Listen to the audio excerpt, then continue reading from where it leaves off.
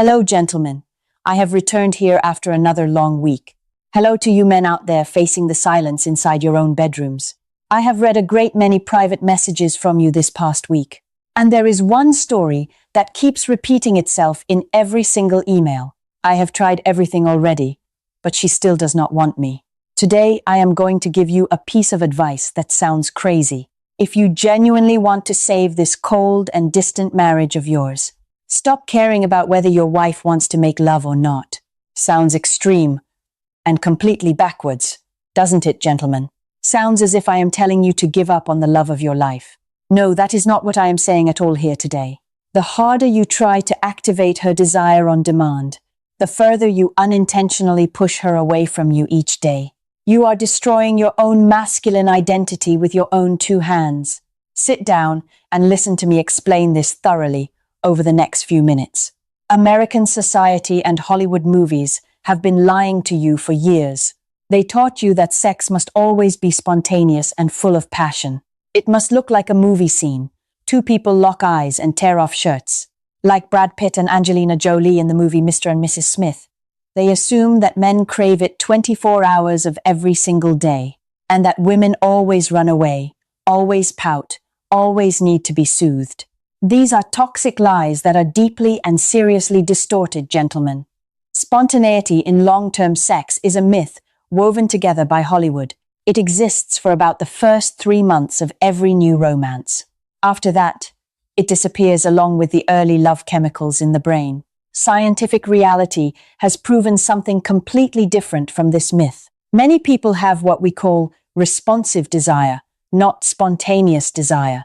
The English term is responsive desire, a concept by Dr. Rosemary Basson. She researched thousands of middle-aged women across 20 straight years.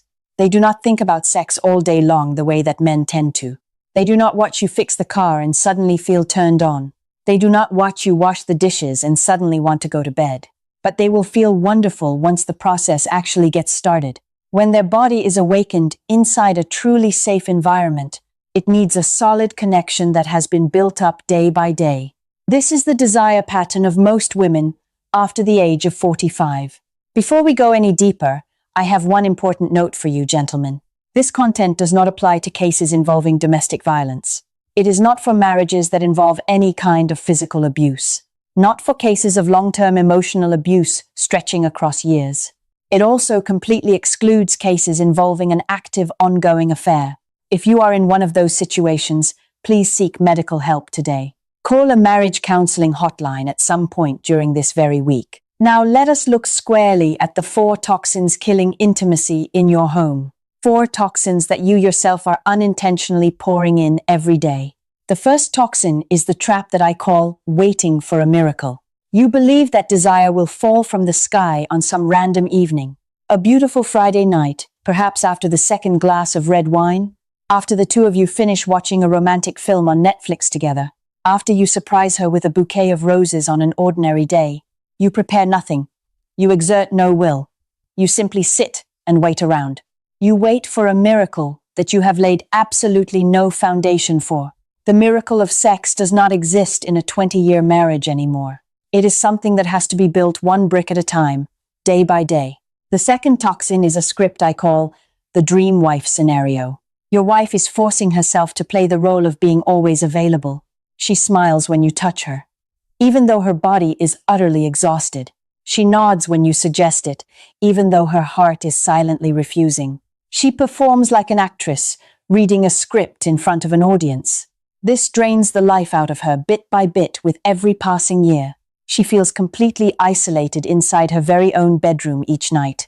She cannot share what is truly happening, afraid of wounding your ego. And one day, she can no longer perform the role, and she shuts the door. You have no idea what happened to the perfect wife you used to have. The third toxin is the over-familiarity that quietly erodes a marriage. Too much safety has slowly turned you into a piece of household furniture. You are like the old sofa in the living room, present every single day. She no longer sees you as an independent individual full of mystery. She knows exactly what you will eat for breakfast every Monday morning. She knows what you will say while watching the evening news at 6. She knows how you will react when your favorite team loses on Sunday. Esther Perel writes a wonderful line inside her book, Mating in Captivity. We cannot desire what we already know completely inside and out. The mystery that desire requires has been dead for a very long time. The fourth toxin is the exhausting dance called pursue and withdraw. The English term is the pursue-withdraw dance, a couples therapy concept. The more you chase her in search of validation for your own worth, the further she withdraws to protect her own personal space at home. You ask, "Can we tonight, honey?" And she turns to switch off the light. You send a sweet midday text, and she responds with one short word. You hug her from behind while she cooks, and she gently shrugs you off. She has to protect her individual independence from the pressure you bring. This is a dance where both partners lose, and nobody ever truly wins. Now let us look at the science to understand why all of this happens. I want to introduce you to a deep and meaningful psychological theory. It is the self-expansion theory, developed in academic psychology research. This theory was created by Dr. Aron at Stony Brook University. He has researched couples for more than 35 consecutive years. The early excitement comes from two people discovering one another. Each new story, each new interest, each new place visited together, our brains literally expand through the person we have just paired with. That is the reason first love feels so absolutely wonderful at the time. But in a long marriage, that expansion gradually grinds to a halt. The brain needs novelty and challenge in order to stay stimulated.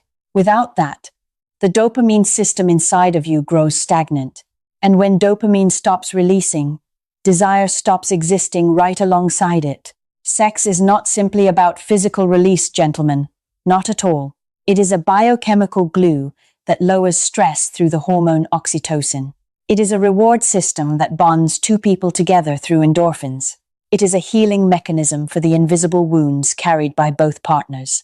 Without this connection, both of you fall into emotional autopilot. You come home from work, you eat dinner, you watch television, you sleep. She cooks the meal, she cleans up, she reads her book, she goes to bed. Two machines running in parallel in the same house, never intersecting. This is the most important awakening point of all for you, gentlemen. When you turn your wife's yes or no into the measuring stick of your worth, you have turned yourself into a beggar, standing at the door of intimacy. I am speaking bluntly because I want you to truly hear this point. A beggar standing at the doorway, asking for a few coins of charity. That is the image of you in her eyes when you plead every night. The absence of a confident voice strips you of your natural masculine pull. You become entirely dependent on the emotional weather of another person. Her mood goes up, you go up. Her mood goes down, you collapse completely. The self-sovereignty of the man inside you is slowly falling apart. You look in the mirror in the morning and no longer recognize yourself. The man who once walked confidently into a restaurant back in 2005, the man who once took her on trips without ever needing a plan. Where is that man standing right now in this season of your life? So where does the real solution actually live? You ask me, gentlemen. The answer is to come back and take ownership of your own life. Stop trying to change the other person. Stop trying immediately today. You cannot control the desire of your wife. That is simply impossible. You cannot force her brain to release dopamine on your schedule. But you have complete control over how you show up inside your home. Become intentional, rather than simply drifting along with the current. The English term is intentional. Living with clear purpose every single day. And accept a new model for sex called good enough sex, gentlemen. The English term is good enough sex, a concept by Dr. Barry McCarthy.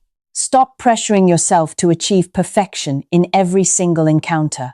Not every time has to look like your wedding night 20 years ago. Sometimes sex is just a soft connection without any climactic peak. Sometimes it is the laughter you share when both of you fumble in bed. Sometimes it is just a tight embrace before you drift off to sleep. Set down the burden of perfection, and you will see desire return on its own. Now I will give you a 4-step practical action plan to put into use. You can begin to put it into action this week, even tomorrow morning. Step 1 is to hold a weekly sexual status meeting between the two of you. Sounds odd, doesn't it, the idea of holding a meeting about your sex life? But this is exactly what genuinely happy couples actually do together. Set aside 30 minutes each week to talk openly with each other about what you like, about what you want to try in the future together. Have the discussion while both of you are clear-headed and fully dressed, not while you are already in bed during a fragile, vulnerable moment, not right after an argument, and not while she is feeling exhausted. Pick a Sunday morning with 2 warm cups of fresh coffee on the table. Step 2 is to ask the magic question every single day with your wife. What does your evening picture look like tonight, honey? This simple question changes everything in the communication between partners. It helps you calibrate expectations and avoid mismatched pacing at night.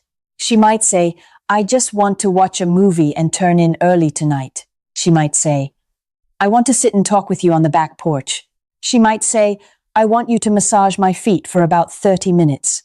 She might say, I want some time alone with a good book this evening. Each answer is a small map drawing you closer to her inner world. Step 3 is to schedule the boring time on purpose, with full intention. Schedule sex itself, even though that sounds like it kills the romance. I know, American culture pushes back hard against scheduling something so intimate, but research shows couples who schedule it report higher satisfaction. Research by Dr. Justin Lehmiller has clearly demonstrated this finding. Having a plan gives her time to prepare mentally for the experience. She can take a relaxing shower early. She can rest beforehand. She can shift from mom mode into lover mode, which is a real transition. Spontaneity can be beautiful, but a plan helps 2 people actually meet. Step 4 is to reinvest in yourself in order to create real novelty. This is the most important step out of the 4 I just mentioned. Pick up a brand new hobby that you have never tried before in your life. Learn the guitar. At 54 years old, why on earth not, gentlemen? Learn oil painting, learn woodworking, learn landscape photography on weekends. Learn a new language. Learn how to cook Italian food for the 2 of you. This brings you back to the self-expansion theory I mentioned earlier. When you expand yourself, you become a brand new person all over again. And she looks at you with a fresh gaze full of genuine curiosity. Who is this man playing guitar in the other room right now? What is different about him today that I have never seen before? That is the precise moment when mystery returns to your marriage at last. If you are tired of trying so hard to please the entire world around you, only to still feel completely alone inside your own house at night. If you are exhausted by long evenings of lying back to back in silence, join our community through the link in the description below this video. The place where you can reclaim the identity of a man running his own life. A place where you do not have to fake strength or hide your pain. Do not let your life drift aimlessly for one single day longer, gentlemen. Take the helm of the ship of your life.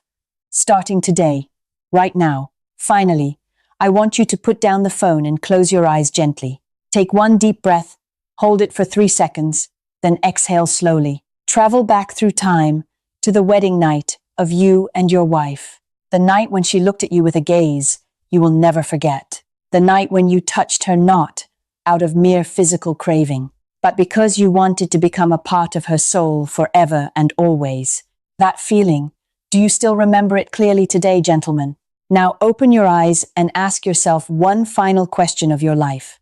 Throughout all of those years that you have not stopped trying to get your wife to agree to be with you one more time, have you ever paused long enough in the absolute stillness of an early morning to ask yourself whether you are actually still in love with the woman who has slept beside you for these last several decades, or whether you have simply become addicted to the feeling of being accepted by her inside the bedroom like a painkiller for the deepest fear of a man who is about to crest over the far side of the hill of his own life?